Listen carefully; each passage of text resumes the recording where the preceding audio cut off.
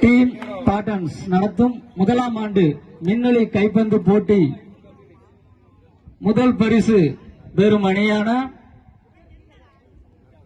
Gayan friends Vedalai அணியினரை அன்போடு அழைக்கின்றோம். கமிட்டியாளர்கள் கைதட்டி உற்சாகப்படுத்துமாறு உங்களை அன்போடு கேட்டுக்கொள்கிறோம். This winners of Gyan friends அணியினரை அன்போடு அழைக்கின்றோம். வீரர்களை கைதாட்டி உற்சாகப்படுத்துமாறு உங்களை அன்போடு கேட்டுக்கொள்கிறோம்.